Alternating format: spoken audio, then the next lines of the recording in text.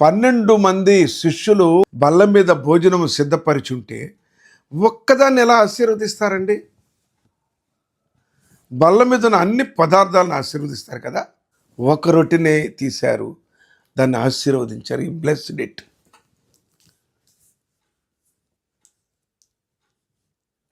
విరిచాడు.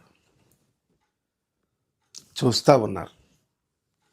వారికి ఇచ్చాడు. వారికిచ్చి ఇది మీరు తీసుకొనుడి అన్నాడు. ఇదిగో ఈ రొట్టె మీ అందరూ మండు తలా ఒక తీసుకోండి ముందు, తర్వాత మిగిలిన రొట్టెలు తినచ్చు. ఈ రొట్టె మీరందరూ తీసుకోండి అన్నాడు. ప్రభు అన్నాడు, ఇది నా శరీరము అన్నాడు. బలలో పాల్గొనేటప్పుడు నువ్వు నీ చేతిలోకి ఒక మొక్క వచ్చినప్పుడు, లేదా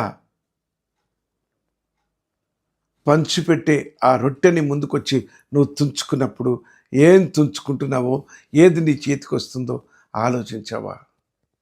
ఆలోచించండి ప్రియులారా. అసలు ఆ టేబుల్, ఆ బల్ల చుట్టూ శిష్యులు యేసు ప్రభు ఉన్నట్టుగా ఒక చిత్రపటం కనపడుతుంది అక్కడక్కడ. అది చూసినప్పుడు అది సైలెంట్ సిచ్యువేషన్. అప్పుడు అట్మాస్ఫియర్ ఎలా ఉంటుంది అక్కడ ఆ రూమ్లో?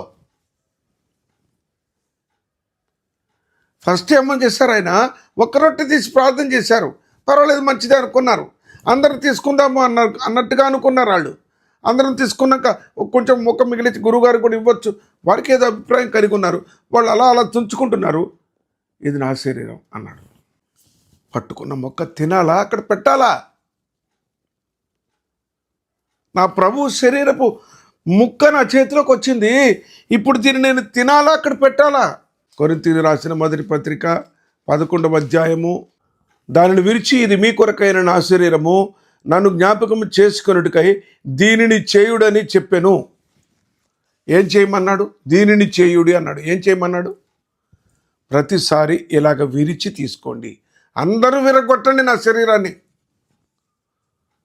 అందరూ విరగొట్టండి. ఈ మొక్క తీసుకున్న ప్రతివాడు నా శరీరాన్ని విరగొట్టండి అన్నాడు.